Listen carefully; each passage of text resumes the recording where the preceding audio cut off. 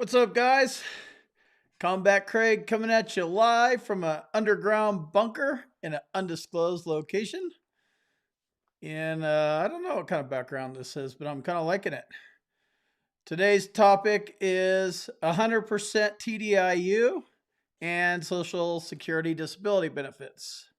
I made a Social Security disability benefits video yesterday, and I have definitely not talked enough about TDIU or Social Security disability benefits. And I know a lot of you guys are interested in both of them. So let's lay it out and see what we got going on here. I'm going to try to find my comments window because I cannot see anybody that's talking to me right now. So I guess maybe I might be going blind. I'm going to spend another little minute here. Screen overlays, blah, blah, blah, window, comments and reactions. Okay, cool. Cool. Couple of you guys are on. All right. So, one question that I get, come back, Craig. How do I catch you when you go live? Hit the, notification bell and subscribe. And, there is no, I just do it. I often explain how I do my video process, and I feel it and I do it. So that's whether I hit the live button or hit the record button. So that's kind of where it's at. Psych myself up. Do I know what I'm going to talk about? And then I go. So I know it's probably better to have like an official broadcast date and time, but I'm not an official kind of guy. So that's probably never going to happen. So, can I receive 100% TDIU and Social Security benefits at the same time? Yes, you certainly can. You can receive Social Security benefits, and if you're 100% schedular, 100% P&T, 100% the hard way. If you're unable to work, you could get Social Security disability benefits that way as well. They are two different claims, and there's no offset for one or the other. So you can get your 3,100 for your 100% TDIU, and then whatever you paid into Social Security based on your work credits and history and all that kind of stuff, you get that full amount. So one doesn't offset another one. Is my audio blown out? Looks like I'm peaking a little bit here. Might be talking a little bit too loud. Anyway. Two different claims, and that's probably the most important part. These are two different things, right? So your VA claim is one thing, the Veterans Benefits Administration, and then your Social Security Disability Insurance claim, that is the Social Security Administration. So they're, ironically, they're probably about as close together as the VHA and the VBA are. I mean, two gigantic government agencies, right? So you are not going to be, working on your TDIU claim or your SSDI claim, whatever one you're going with first. And then, okay, cool, I'm just going to use this. And then I'm going to take it over here and apply the same strategy. Or even funnier, maybe Social Security will just give the VA a heads up so they can just give me my 100%. I don't need to do anything. That's not going to happen either. Two different organizations. You are not going to deploy the exact same strategy. Deploying a strategy is the right verbiage. This is all a game. You're playing games with the VA. They've been playing games with us. Social Security has their own games. So this is a game. I would say it's a chess game. So don't show up with your badminton outfit on because you're going to get your ass kicked. So understand what you need to do in each of these cases for Social Security disability. You have to do it works one way. The VA works another way, right? There's a common thread, and before I talk about the common thread, seeing some comments. If you guys have some questions about 100% TDIU or SSDI, that's what I'm going to try to stick to. And I am going to be leaving this live up. That's why the disclaimer came on, and boom, I'm just talking and going for it.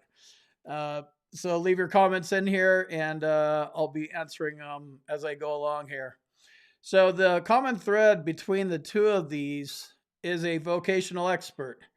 Um, they are used in different ways, and I will explain that, but that's the common thread, and that's what I would like to start off by talking about. So let's go to proving your 100% TDIU VA disability claim. This is if you are service connected with one disability that's 60% or higher, or you have two or more service connected disabilities with a combined rating of 70% or higher, and one of those must be 40. 60, 70, 40. That is the first way to get TDIU. And then the second way is called extra schedular, and that is if any of your service-connected disabilities prevent you from working, you can, and you don't meet that threshold, you can apply for it. So there's two different versions of TDIU. You are making you're filing this because you can't get it 100% schedular the hard way. You cannot work, obviously. So you're making an argument, it's total disability due to individual unemployability. So it's all about, it says it right there, IU, right? So it's all about not being able to work. So you're going to have whatever evidence that you have. Hopefully you've been watching videos and learning that sucky medical evidence leads to a decision that sucks and you're going to lose. So you're trying to figure out what good evidence is, what relevant medical evidence is, and all that kind of stuff. On a TDIU VA disability claim, I'm going to say that you should have a vocational expert weigh in about why you cannot work. Really? Why? Well, a vocational expert in a TDIU claim carries weight, like a doctor carries weight. It's just different with TDIU claims. The doctor says you can only do so much. A vocational expert is qualified to talk about, what's out there in the job market, what you can and cannot do. So that's where a vocational expert would be useful in a TDIU claim. And as far as I know, you're filling out your whatever, your claim, right? And that TDIU question comes up, and oh yeah, I can't work. That sounds good. And you might go and fill it out like a moron and not knowing what you're doing, and that's why you got denied. I would just hit no on that right now, and get a vocational expert to look at all your medical evidence and weigh in and build a proper claim for yourself. You need to win this. So a vocational expert in a TDIU claim will be somebody that you hire and bring to the table, and the VA is not going to. It's a normal claim. Even if you do file a claim, as a matter of fact, if you file a claim and you skip that TDIU step, you could go back and say, "Hey, I want TDIU for that claim." It's not its own claim. It's supposed to be attached to the original claim you're filing. It might be confusing. I'll have to figure out a better way to explain that. But you will not have an opposing vocational expert from the VA. You just have the VA rater. It's going to look at, your evidence, your story, why you can't work, your sheltered work environment, if you've been in one, your inability to work, whatever it is, right? He's going to look at everything, and they're not going to put another vocational expert up against yours to discredit them or something like that. So that's one of the reasons why I think a vocational expert is so strong in a TDIU claim, because they are unopposed. With the medical evidence part, you're going to bring your private doctor in for an independent medical opinion. You're still going to get a CNP exam and all that stuff. That's where you get into your story versus the VA story. supposed to cancel each other out. If it's a tie, tie goes to the veteran. Ah, guess what? Old Combat Craig's got the vocational expert over here, and you are not going to have anybody oppose him. So, something to think about.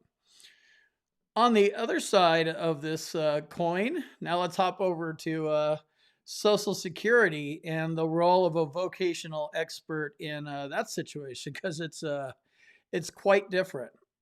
So, in a Social Security disability claim, you will encounter a vocational expert hired by Social Security if your claim gets denied. Um, I don't know, like I haven't done this personally, gone through this whole process personally. I understand this is a relatively new practice, this vocational expert. And this is where this is how it works basically. You file your Social Security disability insurance claim, SSDI claim. It gets denied. Then you get a chance to appeal it, much like a VA claim. That gets denied. Then you go before a judge, and it's usually like a teleconferencing judge. And at that point, you should probably have a lawyer, because there's no such thing as a civilian friendly environment like the veteran friendly environment. You're going to get chopped up if you go in there and try to do this pro se. Not saying that people don't win by themselves. I'd get a lawyer, but then lawyers are lawyers, and you could get a horrible one, like a little bit of a Metal Mark story that I'm going to explain a little bit. And you're absolutely right. I am going to be talking about you. So the vocational expert, is their job in a Social Security disability insurance claim. Their job is to sit next to the judge. So it's you and your lawyer in some room somewhere. I don't know how it's all set up, but you're like talking to the judge, and then there's a vocational expert sitting next to the judge. So, they kind of have this, oh, yeah, I don't work for the Social Security Administration. Yeah, you're sitting next to the judge. You're the enemy. So that's just the way. You're either with me or you're my enemy. I don't have a gray area. So that's just me, and my lack of trusting. So take it for whatever you want to take it for. So what the judge has a vocational expert there for? Let's say she's a she. Um, he's going to take parts of your restrictions, your medical restrictions, and part of your argument and part of your statements, because you filed a claim, your claim got denied, and now you're in the third phase. Some states it might be more, but now you're in this final phase. So he has all the info in front of him. So the vocational expert's job is to take hypothetical situations. The hypotheticals is kind of a weird thing, the way they do this hypothetical thing, but they're basically talking about you. So the judge, he knows what he's gonna. He probably has a pretty good idea at this point. Maybe that's why they put vocational experts in there, so they can't be biased or have predetermined notions or whatever. But he will ask a hypothetical question, and he'll build on the hypothetical question. So he already knows your deal. He's got his little questions, right? Veteran can't sit for more than 15 minutes and can't lift over 5 pounds. Hey, expert, we got anything for my hypothetical employee? Where any jobs available where we could get them sitting for 10 minutes and we can have them lifting 4 pounds. And then she'll go into the book of labor. I can't remember what it's called right now, DOT or something like that. I should get that. And she'll be like, oh yeah, he could do this job and that job and that job. Then in this hypothetical thing, then the judge will add something else. Sometimes he will load everything into the first question and ask one.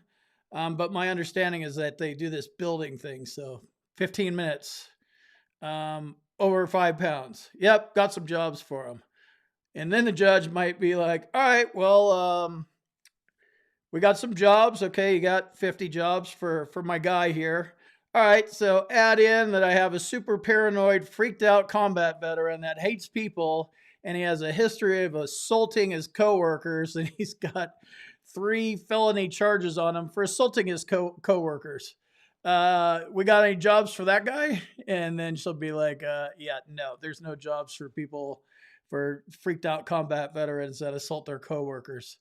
So this is kind of an extreme case, using this assaulting coworkers, but I'm illustrating a point here. This is what the vocational expert is here to do for the judge. Kind of layer in, can't bend over this much, can't flexion this much, can't commute this much, can't drive this much. But what do we got available in the book of jobs? They're just trying to find out if you can work at your own job. They're looking at your age, your career, your education. So they're, looking at your own job, and then they're going to look at any job. But just a little rabbit hole for me. It's funny because I have no, I was never able to do college, and I've gotten fired from every single one of my jobs. I ramble all over the place.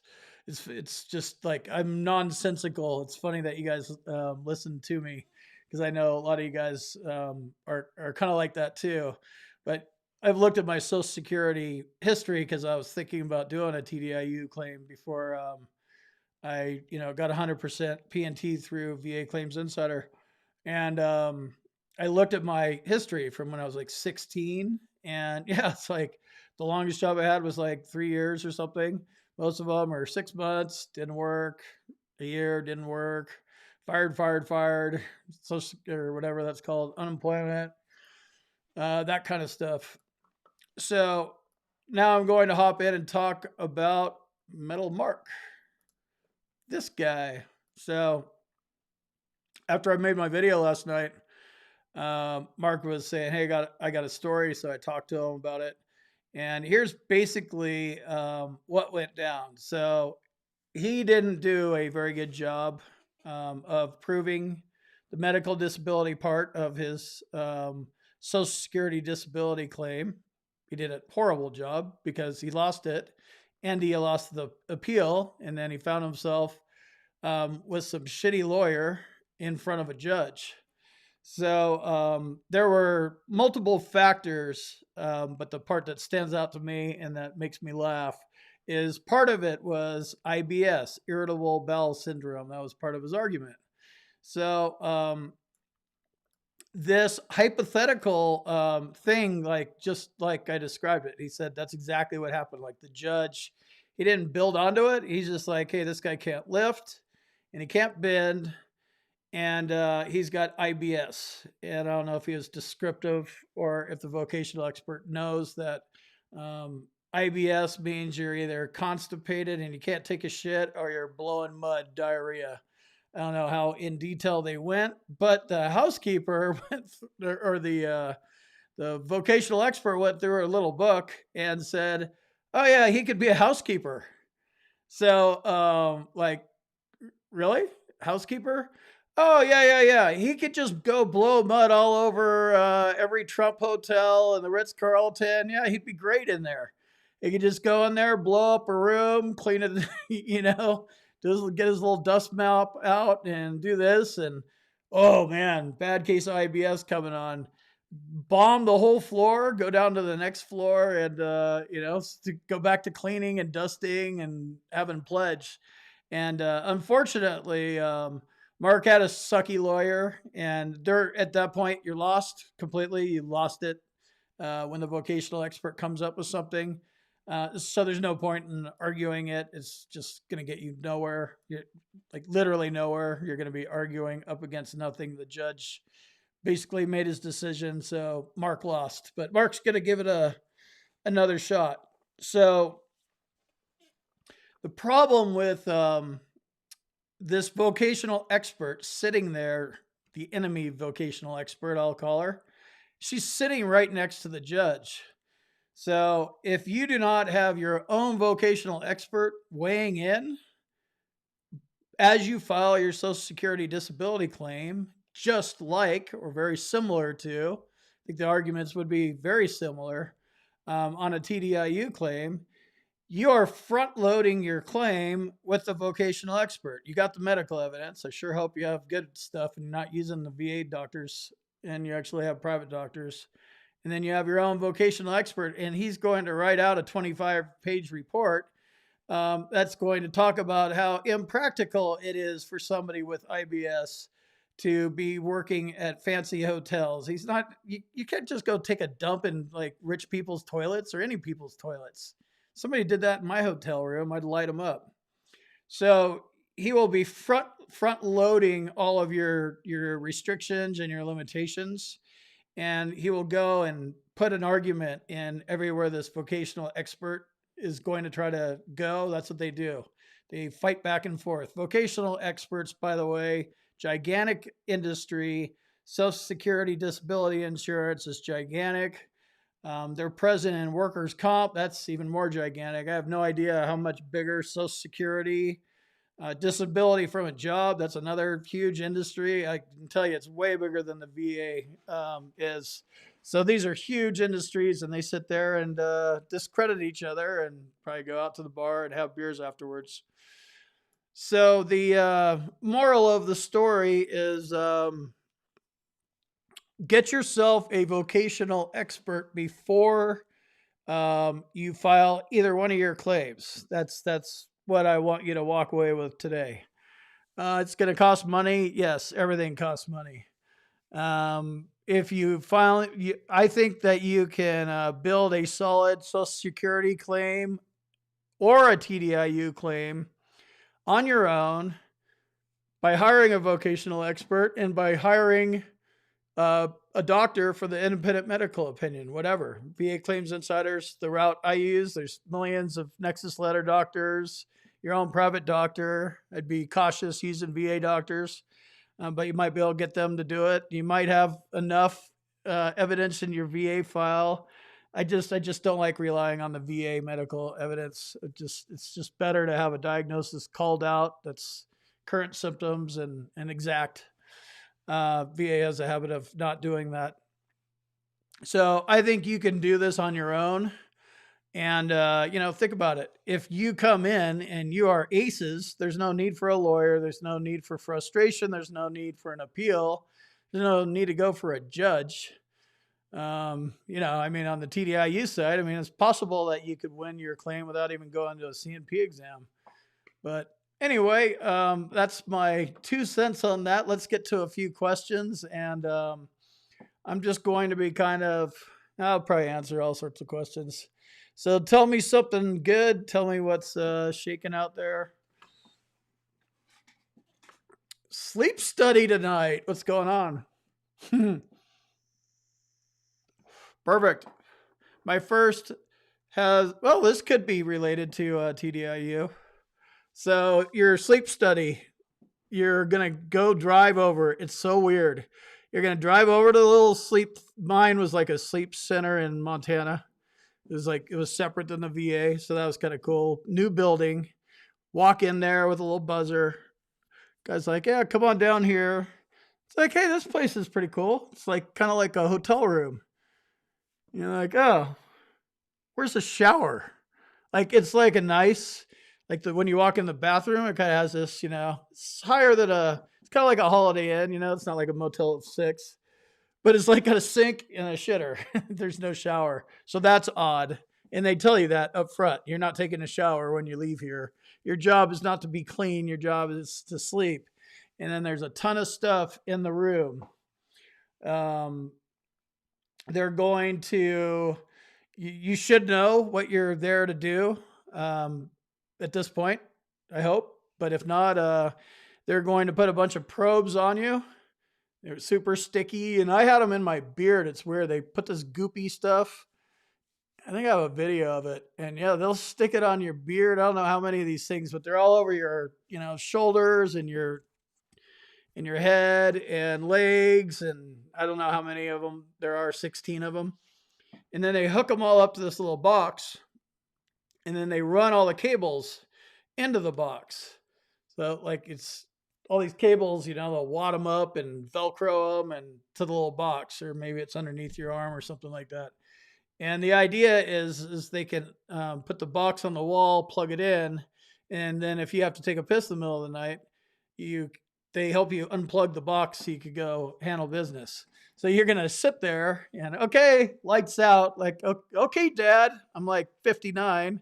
I haven't heard lights out in a while, and that's it. Like you go to sleep. I actually popped about three Xanax and two Trazodone. I think I doubled it up because I want to make sure I slept because I know I'm an insomniac. Like, how's all this going to make me sleep any better?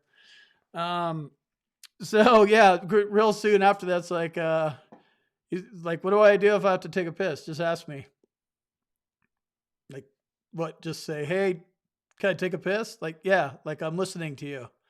And it's like, oh, like a video camera looking right at you.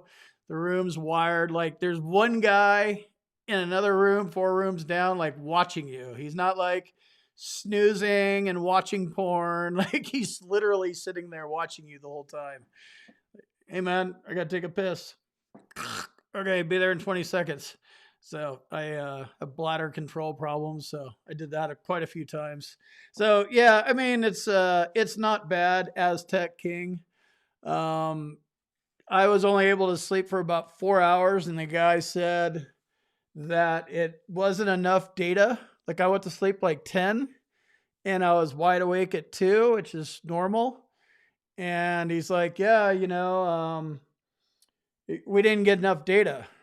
It's like, hey, dude, I don't know what if you're in a sleep study or a sleep center. I don't know if you know anything about how insomnia works. Like, I am wide awake. My brain is racing. Like, can I flip the TV on? Like, no, if you turn the TV on, we have to terminate it. Well, it's terminated, but whatever. We'll try to get 20 more minutes of sleep. So I'm sitting there and he's looking at me in the dark because they're like, not night vision or whatever, but he could see you. And I'm just sitting there like, all right, I've tried. Are we done yet? And then finally he came in. It's like, yeah, obviously this guy's not going back to sleep. And I'm like wide awake. That's what happens. I'm wide awake. And then I do whatever I do for a couple hours and then I go crash out. And that's just my schedule. And as it turned out, he did get enough data and he got enough data to diagnose me with obstructive sleep apnea, even though it was mild, but I got the CPAP machine. So you might have sleep apnea as part of your 100% TDIU claim. So there's the tie-in. Sleep apnea might be one of the reasons why you're going for Social Security disability benefits as well. What's up, Tom? How's it going? Yeah, everybody's sleep study is going to be different. That's the point. Like the cool part is you're going to know. Stuff like colonoscopy, where you have to do all that blowing mud stuff. Speaking of blowing mud, it's not that bad. They hook you up with a bunch of stuff. You pass out for however long you pass out, and you get good data. And if you have gnarly sleep apnea, it's going to answer a lot of questions for you. Like, oh, this is why I do this, restless leg syndrome. My wife's going to be happy. I finally got the damn thing. You know what I mean? How can the VA remove P&T status? I think I was already going down this rabbit hole recently. They basically can't unless you file a new claim. What advice do you have for your sleep apnea CNP exam? There is no advice. Do you have sleep apnea? Yes. Do you have sleep problems? Yes. Do you have CPAP? Yes. Yes. It probably won't be done in person. They're done over the phone or video conferencing. I mean, they can't make you sleep. They've got your sleep study. Like they know everything. So they're literally like, do you have sleep apnea or have you been told you have sleep apnea? So there's not much to a sleep apnea CNP exam. I'm sure plenty of veterans figure out how to screw it up somehow, but that's a pretty hard one to screw up. So you should be fine, Gary. Carlos, 100%. Boom. Nice, man. Awesome. Good to hear it. Another Hundo Club. That's it. Everybody needs to get into the Hundo Club that deserves to be in the Hundo Club. And we all know those numbers are low. Dale, Dale's at 94. That's a big 1% gap you got to make, brother. Better, we've already talked. I know you got some strategy stuff, but you're stuck. You're stuck. I think you got a few years on me. And in my case, they just kicked me over the 95. Once you get stuck in those low 90s and you're going, back at them over and over and over again, showing up with new stuff, it gets more difficult. I'm not gonna bullshit you. But you gotta not quit. That's what they want you to do. They're throwing up resistance possibly, or maybe they're just going by the law, or who knows what they're doing. You go by the law. You go by medical evidence, and if you have to appeal it, um, you might get a remand, and they'll kick you back. Whoa, Bert, you got a big one here. 50% PTSD. What's the best way to go for a secondary claim? Medication side effects would work. Go for a presumptive claim. That's not a secondary, that's a presumptive, so that wouldn't be a good way. Gut, headache, chronic pain, GERD, claim all at once, separate claims. I would not claim all at once. I would go with the strongest and the highest value. And why do you only have 50% for PTSD? That's a low rating. I would work on getting that increased right out of the gate, especially if you're a Gulf War veteran. If I was going to just go, I know nothing about you or your conditions or how severe they are. I would go with headaches, migraine headaches, any headaches. If they cause you to lay down, prostrating more than once a week, I would go that route. Chronic pain, it's most likely it's somatic symptom disorder. It's a mental health issue, so it's just going to get lumped in with your low ball 50%. I would go migraine, and I would do it one at a time, 2 max. Remember, you don't want to make this more complicated than it needs to be on the VA Rater. I know one, and I've talked to one, and that's all I needed to talk to because the dude was cool. His name's Patrick Clifford, Clifford Vocational Services, and he gave me an hour. Granted, I was on board, totally understanding, so I didn't sound like a moron. I was asking intelligent questions. I'm now understanding the value of that because I talked to some of you guys. It's like, wow, perfect. You know what you're doing. You know what you're after. So I don't know. Maybe he's like that with everybody, but I had a really good conversation. And because of that really good conversation, I throw his name around, and he's actually told me he's gotten a couple people referred by me, which is awesome. So I haven't heard back from those people. And if you've used them, please chime in. But I guess no news is good news. Nobody's coming back going, hey, that guy sucks. And this has, been going on over the course of a year. I've been throwing his name out there. So when I checked, Dale, sorry, it was about $1,000. He said to do a SSDI report and a TDIU report. So like a twofer is the way I understood it. But check his website for updated info. You got TDIU. Thanks for all your videos and not giving up. As for SSDI, I've been denied because I refused the mental health exam since I was not really sure what all that means. But I can already tell you what one of your problems is. I refused the mental health exam. So you're a layman, moron, veteran refusing to do something a doctor says. That's probably a dink against you. It's uncooperative. Like, who are you to refuse to do something a doctor says? That's not going to help a medical claim. I don't know more, and I'm being kind of a smart ass about it. But that's probably your first part. I wouldn't refuse parts of it. And I'm sure you're going to chime in more if you could tell me more. Maybe I can give you a little bit more advice. Come back, Craig. Mountain Dew. So on the green screen, the green can gets all jacked up.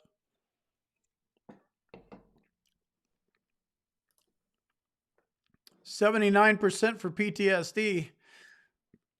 Dale is introducing a new level of VA math. 79% for PTSD. That does not exist. Could exist as an overall combined rating, but it does not exist as a PTSD rating. You're probably meant to write 70, but giving you a hard time, man. Oh, sorry. Yep, you did write 70. All right. Yeah, Jeff, I won't be deleting this. I'm going to try to leave these things up, you guys, these lives.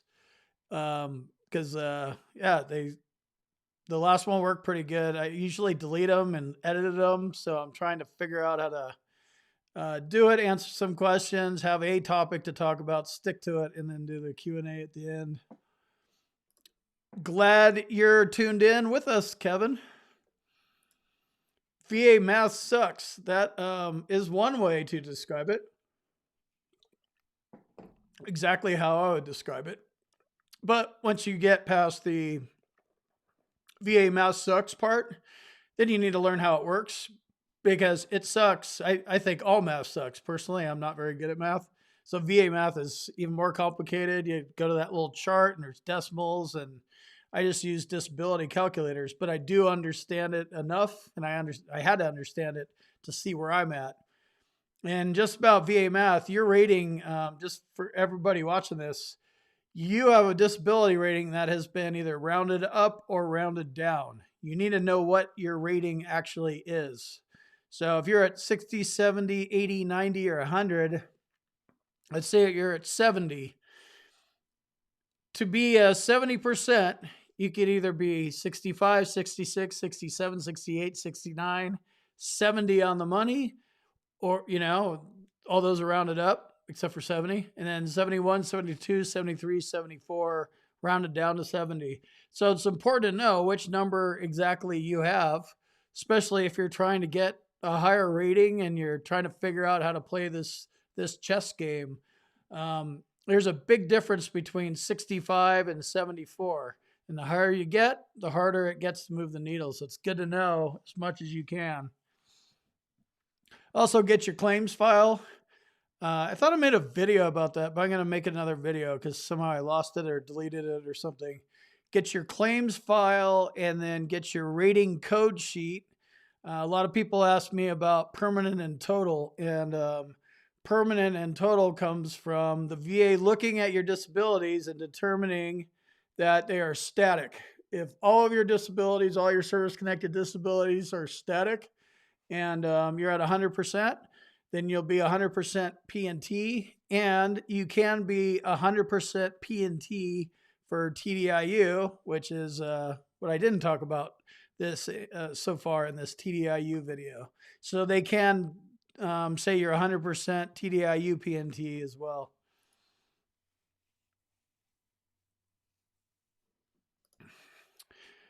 I get you for sure.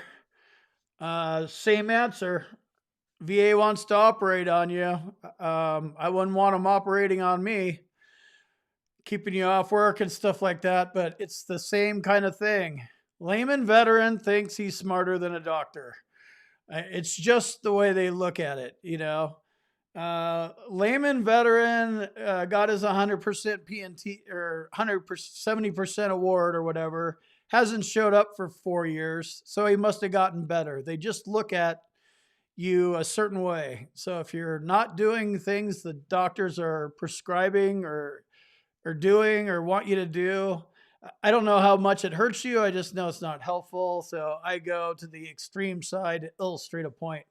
I take all their meds. I do all their stupid acupuncture and whatever, you got some weird treatment with a donkey show in Mexico, I'll give it a shot. Sounds like fun. I haven't been to one of those in a long time. Good old TJ.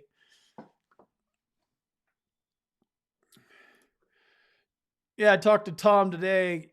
You could drop his name in here if you want, Tom. I won't delete it. Or maybe when I turn this thing into a video, leave it in there because this chat kind of disappears. So maybe drop it in there in 24 hours, Tom. But yeah, if you have a good Social Security disability insurance lawyer that you like. You never know how these lawyers are. It's kind of like watching me. I'm some jackass in a cowboy hat, and I know a lot of you guys like what I'm saying.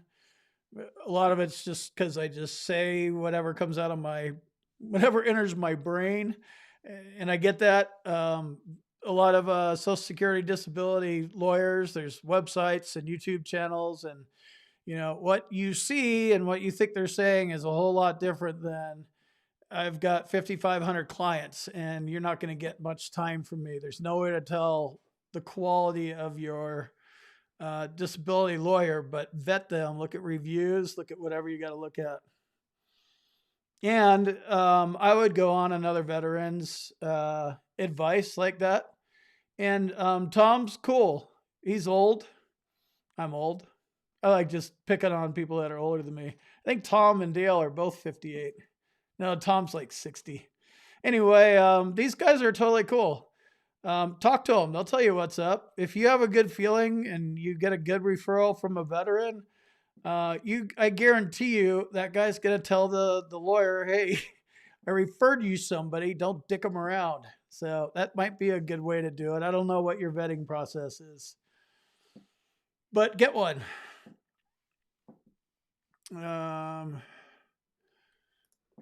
Unknown. I saw something that they're doing both. They're doing them in offices. Even around where I live, they're wearing masks in Home Depot here. I live out in the middle of nowhere. Like they had the mask thing, but nobody wore it. Like it was like the first day. You remember when Walmart and Home Depot said wear masks? Walmart, you just walk right past the guy like, oh, want a mask? Like, no, beat it. I don't believe in it. But yeah, more people are wearing masks around here. Not sure why I'm going down that. Oh yeah, just because of the virtual CNP exam thing. Not to turn this into a political mask thing. I just laugh. You're wearing a mask, but your dirty hands that are all over your mouth and people are touching stuff. I know that's whatever, not a more likely way of transmission. I laugh because I just stay away from everybody anyway, so it's easy. Go in, like stay away. Great cashier, you're behind that glass. I'm going around looking around, seeing where everybody is, looking for threats up and down every aisle. What kind of threats are in the ice cream aisle? Perfect. Low crawl over to the Ben and Jerry's, grab some. All right, now let's go get some cereal. Who's down here? I see a stroller. That thing might have a bomb. So I have this weird process when I'm in a big box store anyway. So yeah, I am just adding in, keep your face away from my face. I keep a bubble anyway. I think they're doing to a degree. It depends on how gnarly your state is about all this stuff. Yeah, Dale's got it. Depends on where you live.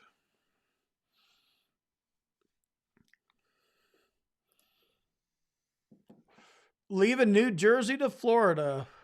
Hope you like hot, humid weather. I like the Northwest, and I like it cold. And I'm glad we're finally in fall. It's not cold yet, at least it's out of the 90s. Wow, nice, Dave. You got your TDIU at 80%. So this is exactly why TDIU is supposed to work. And Dave, I'm sorry to hear that that's where you're at, because you're fucked up, obviously. But you got TDIU at 80%. So you get paid at the 100% rate. You got SMCK for loss of use of something, creative organ, or loss of use of a limb or something like that.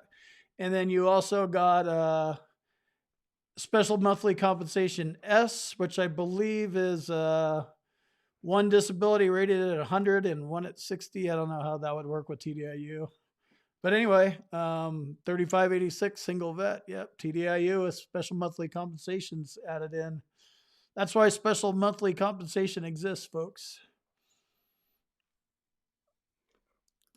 Yeah, it is low. Bert, 50% I think is low for a PTSD rating.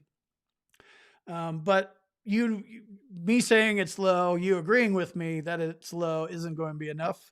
You're going to need a doctor to re-diagnose you or confirm your diagnosis. And it's all about the severity of the symptoms. And it's not so much about the diagnosis. A reaffirmation of the diagnosis is good. If you're going to get a doctor to document the severity of your symptoms, you might as well get them. Yep, she still has it. It's worse. You know, that's the verbiage. And then look at the criteria for 70% or 100 or wherever you are. And if that's what you're supposed to be in, then that's where you're headed.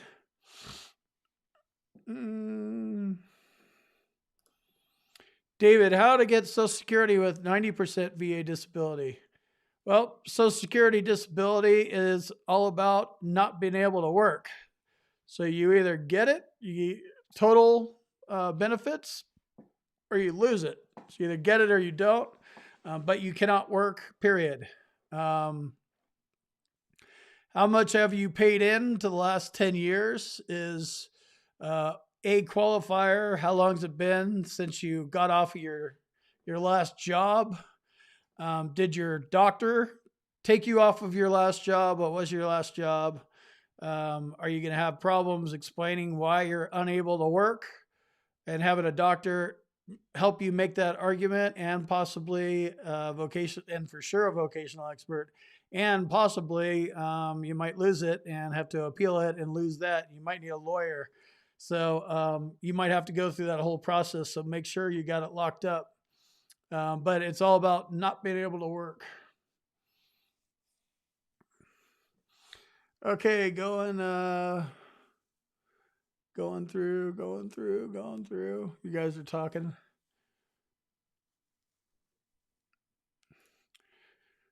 Tom used a SSDI service company. They were great. You did nothing at all, approved in 8 months.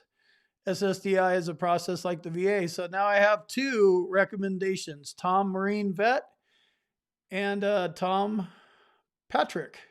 And I know both of them. And I don't need to check their references. I've talked to them and I believe in them. So both of those dudes, if they have a reference, get with them and listen to them. Oh, Allsup. Yeah, I've actually talked to Tom about them. Allsup Inc. It might be the best thing to Google. Kenny, what was your question? Yeah, there's millions of stuff. I'm just going down. Oh, you might be the last question. Do you know if I can get bilateral for both knees and then again bilateral and legs for radiculopathy? No, bilateral once, pretty sure. Bilateral in the lower part of your body and left side, right side. So I don't think you can get it in your feet and then get it in your knees. It's like, from your waist down. So if you have something going on in your waist up, that's bilateral. Or something below your waist, that could be another bilateral, but I'm literally winging it. So I don't know if that's 100% true. But definitely do know, Kenny, that both knees and both legs, bilateral is not going to work. I know that won't work for sure. Bilateral twice in the legs won't work. But radiculopathy, get your rating in your legs, get your rating for radiculopathy secondary to your legs. Get your chronic pain syndrome secondary to your legs. Depression secondary to your legs. GERD, IBS, if you've got any of that stuff going on because of the meds they give you for the painkillers for your legs, a lot of secondaries you could do for your legs. So your legs are only going to get so high of a rating, even if they're blown off, literally. So think about stacking and layering in secondary service connections onto your legs. That's how you build a good solid leg claim.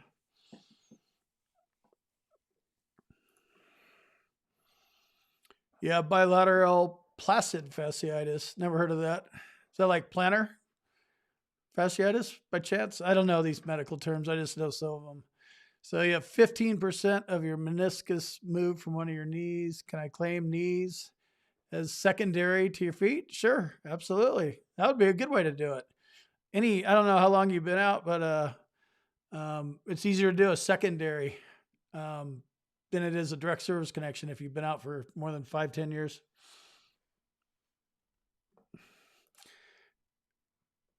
Cool. Nice. You're in Iceland?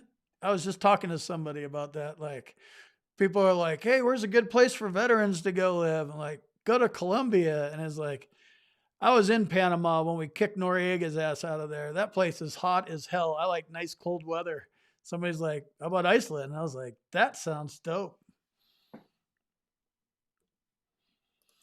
No, I don't know much about Voc Rehab. I tried for it and they denied me, which actually worked in my favor probably because when they went to go look and see if I was even able to make it through Voc Rehab, I wasn't. I didn't qualify for anything. I think I wanted to kick the guy's ass that was testing me for it. Like I didn't even make it out of the testing phase. And I was arguing with the counselor because I found out that he's not a counselor. Voc Rehab, they call him a counselor. He's not a counselor. He's a double enemy. Like he's sitting there just, yeah, that whole system, Voc Rehab, that's another beaut. Be careful what you say with those guys. They are not counselors. But they have an agenda. It's another chess game within a backgammon game. Low crawling to Ben and Jerry's. Yep. Low crawling down the aisle, keeping, my 6 feet distance or whatever. Yeah, that's what I heard. Hot Icelandic women. Iceland sounds awesome, actually. Nice and cool, remote.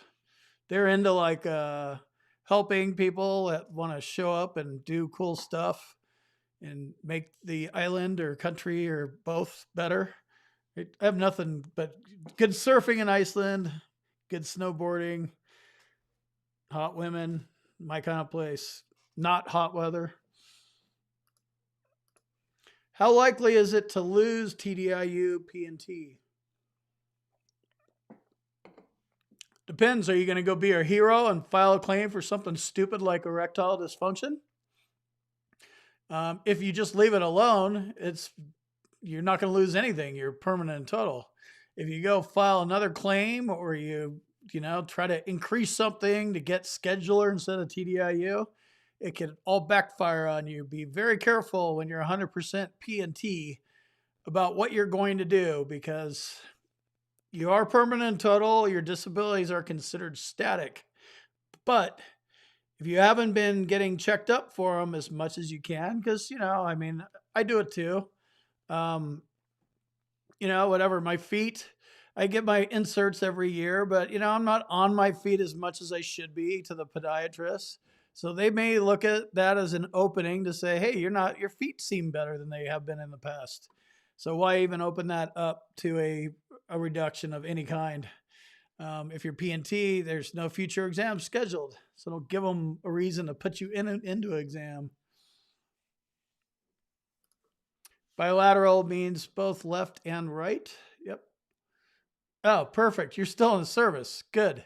So all these old people, including me in here, we're all talking about fighting our claims after we pulled our head out of our ass after 15 to 45 years. So you're launch everything. Throw the kitchen sink at them. Go get checked for everything that you have that you know about, and then go get checked, scoped, x-rayed, colonoscopies, MRIs of all your ankles and wrists, whatever they'll give you MRIs on, because there's stuff in your body that you don't even know about. I guarantee it. And you will know about it in 30 years from now. All of a sudden, it's like, oh shit, what's this ankle thing? Oh yeah, that one time. So get everything checked out, and then any conditions you have, it's called a problem list. That is your claim. The minute you turn into a veteran, you file your claim and you launch 54 things at them, and you'll see where you end up. But you can fight. That first year is great time to file a claim. What are they going to do? You don't need a nexus. What are they going to blame it on? You've been on active duty.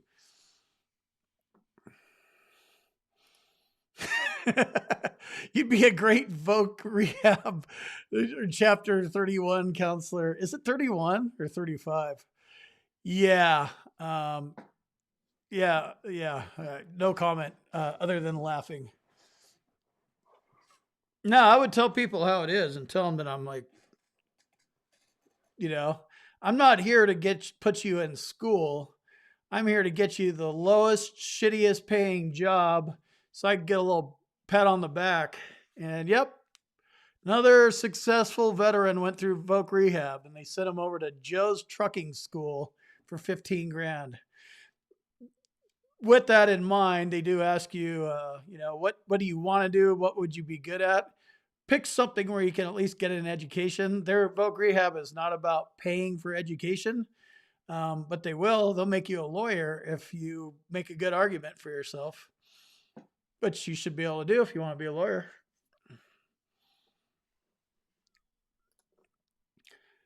Thanks, Frank. Nice to have you aboard.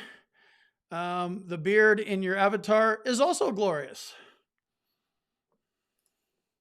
Love that you love this channel, Peter.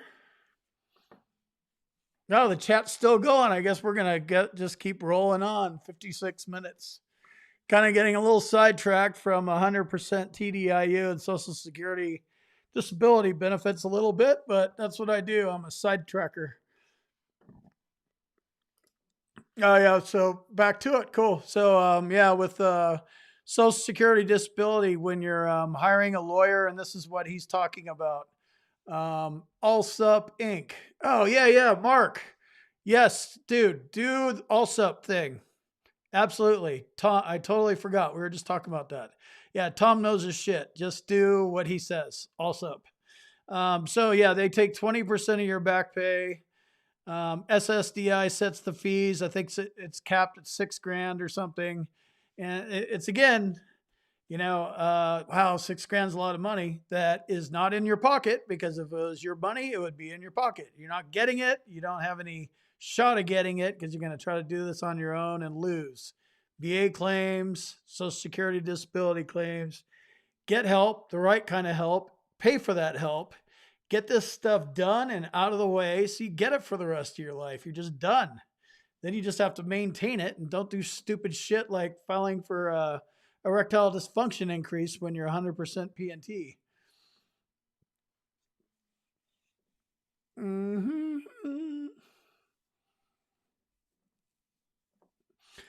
Yeah, that's exactly, Tom. 45 years later, 1991, they definitely, and it's funny. We're out here sharing information on YouTube and on the internet and stuff. It's still not the VA telling us, here's the guidebook. Hey, active duty guy, we're the VA. Here's what we do. Like, where's that actual? I'm not talking about, oh yeah, there's literature. Like, somebody should grab you by the neck and, hey, this is the VA. You're going to need to engage us right now. We can help you. You served our country. You deserve, right? We're going to help you. Like, when's the last time I saw Brian talking on was it today or yesterday? He's like, when's the last time the Veterans Benefits Administration called you up and like, hey, what's up, Combat Craig? Yeah, this is old Dr. So-and-so over at the VBA. We were going through your 70% PTSD rating, and then we were doing a little analysis up against what you've been talking about with your VA shrink. And it looks like you should,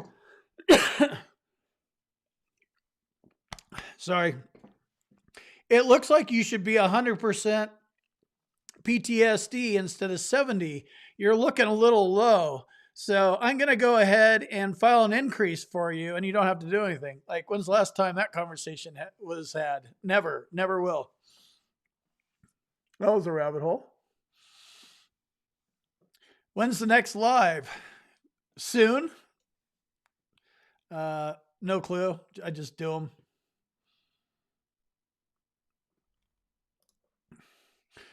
I do. Which CBT are you talking about? Cognitive behavioral therapy for what? Chronic pain, insomnia. I know there's more of them for PTSD. I know of insomnia and chronic pain. Yeah, I've done those. Like, they didn't do anything. Learn how to breathe. I mean, I got a little breathing app installed. Like, I'm into it. I do these courses. Like I said, nothing is too stupid. If my VA doctor wants me to try something, I try it. I just gave in because I'm not fighting them anymore. Now I'm playing their game. My job is to just be a moron and not rifle stuff off at them and attack them anymore. And I don't, I'm defending my rating, even though I'm permanent and total. I just don't trust them. Now that I have an open mind and I'm not like in this fighting them to get the compensation I deserve mode, my mind is more open. I'm less adversarial, and I do get. There are some tidbits that I get out of all these things. If you guys have cognitive behavioral therapy options for you, I would do it. It's video conferencing. You don't even have to drive in there. You just do it, and they'll give you like some homework, and you'll learn something for sure. You'll learn something new. Something positive will come out of it. It takes time. I get it. I'm not working, so I got a lot more time, and I use what I learn in videos. So I have an agenda. Everything they say and do, I can and will use them as examples in my videos. So I do have an agenda, I guess, when I'm learning about what the VA is up to. But I do get help out of that stuff. But I'm in a different spot now than I was 10 years ago. And I've also learned how to be honest about my skeleton closet. I do not address all skeletons all at once, but I know where the closet is. And if I want to dig out one of those little skeleton bastards and look at my blackout drunk drinking binge that I did for years and aspects of it, I'll look at it. Yeah, you should get TDIU if you qualify for TDIU. I don't know if you were here for the conversation about the reading criteria. I can go over it again. Basically, TDIU, to qualify for TDIU, total disability based on individual unemployability. They call it IU, individual unemployability sometimes too. One service-connected disability has to be rated at 60% or higher, or if you have more than one service-connected disability, you must have a combined rating of 70% or higher, and one of those disabilities must be rated at 40. So the most retarded way to remember it is it's the 60, 70, 40 rule. That is main TDIU. I don't have the code in front of me. That's like the most common way to do it. And then there's another one. That's schedular TDIU, I guess is what it would be called. There's another one called extra schedular TDIU. And that is if any of your service-connected disabilities prevent you from maintaining a substantially gainful employment, even if it's 10% for tinnitus.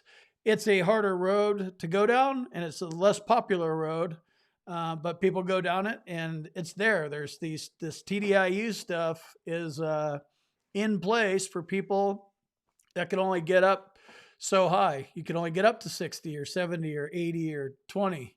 And you just can't fight. You can't, afford to get a doctor, or you don't understand how to fight because you're struggling. I get that. Get a TDIU claim going, but you're going to have to learn how to fight for that. You got to live with your disability. So learn how to fight. You learn how to fight once. You learn how to kill people, even in the Air Force. I'm not going to go so far as to say my second job was a killing machine. I mean, I was an airman, but I was a cop, and we were the defenders of the airbase, which is kind of funny. Got to shoot a lot of fun weapons. Okay, let's see. 18 claims, and they denied most of them, but gave you 70% PTSD static out of the gate. 18 claims. Well, guess you learned your lesson there, Frank, huh? 70% out of the gate is good. I would build on PTSD. I don't know how long you've been out. That is a big factor. If you're old like me, trying to do something that's a direct service connection from 30 years ago is tough. You were able to do it.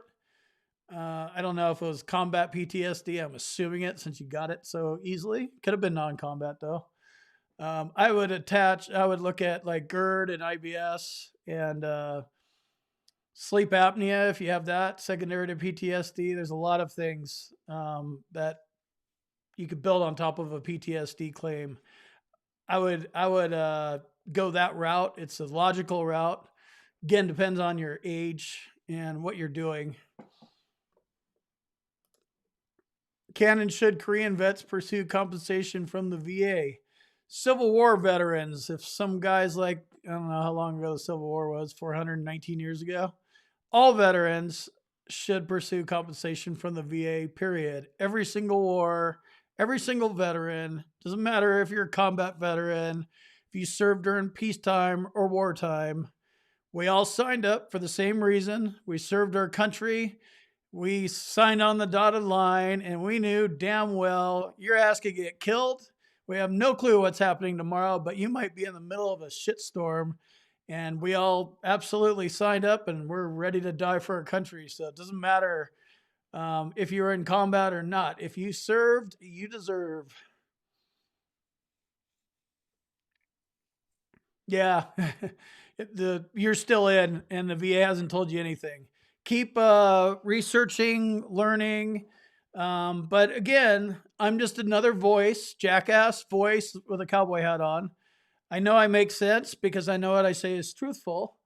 But don't just check what I'm saying too. Read up, look at other videos or however, fact check me too. Don't trust anybody about this stuff.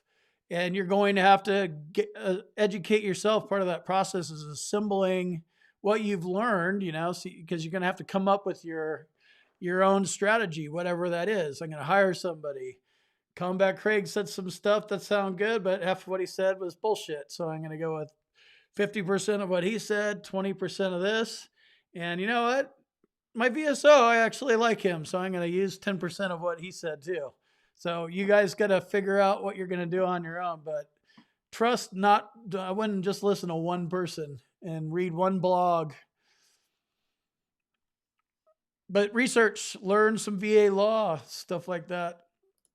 I would trust Tom Marine Vet. So that's different. I'm just saying, don't trust me because I don't trust anybody. I don't even trust myself, to be honest with you. I'm a loose cannon. I have no clue what I'm going to do from one day to the next. I don't know how my brain's going to be. But there's guys like Tom Marine Vet that I trust exclusively, and there's a lot of good, responsible veterans out there that'll steer you in the right direction. Yeah, exactly. Absolutely on Korean vets pursuing benefits. Vietnam veterans, get your asses on the internet and learn how to use a fucking computer and find the on button and get a va.gov account going, get a DS login. I can't use a computer and I'm not computer literate is a moronic excuse. My mom is 83 and she knows how to use a computer and she can use it better than I can, probably. Not better than I can, but age is not an excuse. You're just putting a barrier up. Welcome to 2020. It's a digital world. You fight digitally now. It's actually, you don't have to understand everything. Get a granddaughter or somebody to help you out. Because you do need to find the on button. Metal Mark, is there any way to get in touch with you? Drop your number. Like I said, this live chat is kind of weird in here. You guys can see it right now. But I'm going to publish this video. And once it's published, then it'll be open for comments. And then those comments will stay there until this video gets deleted, and I'm not going to delete it. So I would post your guys' info there, or do whatever. Yeah, there's Mark's info. Hit up Mark. I don't know about testosterone replacement therapy. Unknown. I know they'll give you a testosterone test, and they'll give you a couple Viagras a month. I don't know much more than that. Used to give you more. They used to give you a handful. Oh yeah, but when I first was dealing with erectile dysfunction, they're like, instead of Viagra, they're going to give you this, and they gave me a dick pump. It's like, really? Like, isn't this what porn guys use? Like, oh no, you're like, okay, whatever he was, like a nurse. So what? Are you gonna show me how to use it? Like I just made it so awkward. Like, where's this thing go? It was funny. So yeah, they're weird about what they prescribe. It's like, yeah, pump sucked. If the lube wasn't wet enough, like it was just funny. I just gave them a hard time because I thought it was ridiculous that they gave me a dick pump. Base pay for a veteran at 100% is, I think it's 3106 base pay. Okay, yeah. So that's why you want it, Frank. Um, Combat PTSD is the easiest of the PTSDs to win because of the presumptive nature of the claim. You're a combat veteran, it's on your DD 214. They literally, you didn't complain, you're too busy being in combat.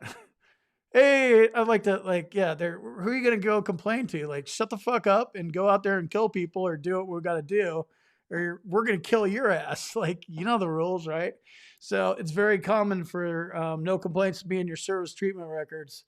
But just the fact that you show up and file a combat PTSD claim and you have, some decent complaints and stuff like that and severity of symptoms documented to a degree, your DD 214 is enough to you're good to go with that. You're going to have nothing in your service treatment records anyway, probably.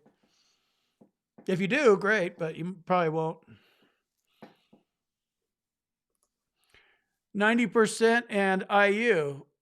Yeah, so if that's what you're at, your rating is 90%, but you get paid at the 100% rate. So $3,100 a month for the base pay.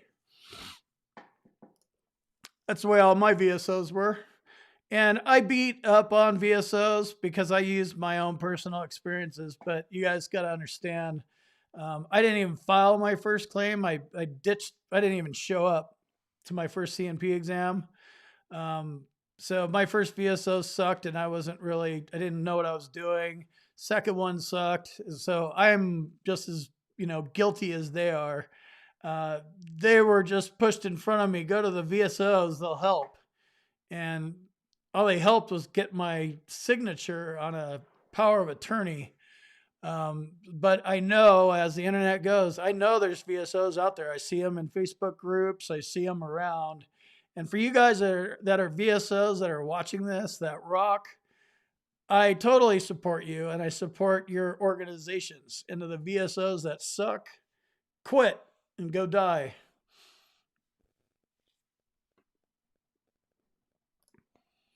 I cannot help myself. I doubt that I can help you. I don't know. What's your question?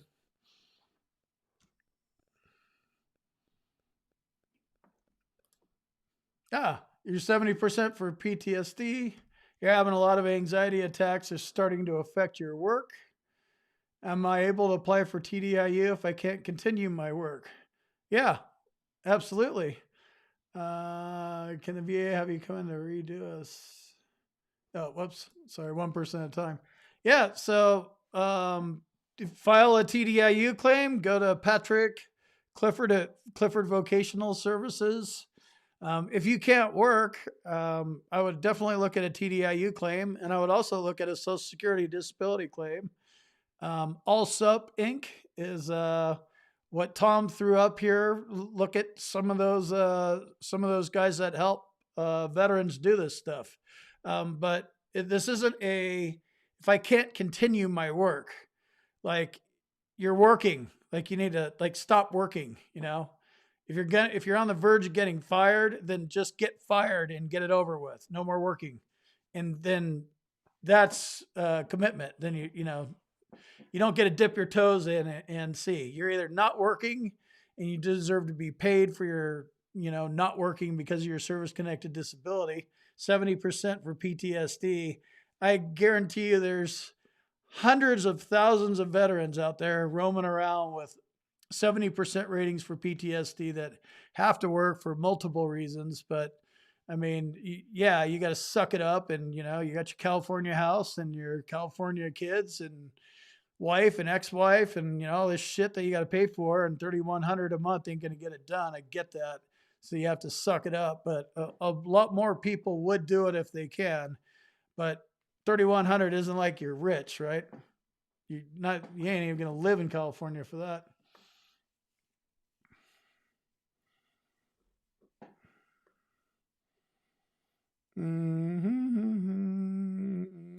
These things are starting to get a little bit too long, and I've been on here for an hour and 15 minutes.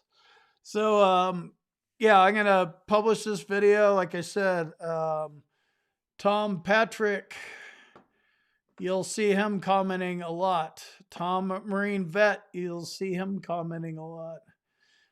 Both of those guys have Social Security disability insurance leads, like in terms of lawyers that they like. And I like that they like them. And yeah, I'm not out here advocating for anybody. If you got somebody that did a good job for you, throw them into the mix. If you have a veteran consulting company, like I said, I use VA Claims Insider. You don't have to. You might not have needed to. There's other ones that are good. Like this is about, you know, veterans helping veterans. Anybody that's helping a veteran and getting us, you know, educating us and helping us win our, you know, compensation that we deserve, I support them. So with that, I am out of here. I'll see you guys when I see you guys later.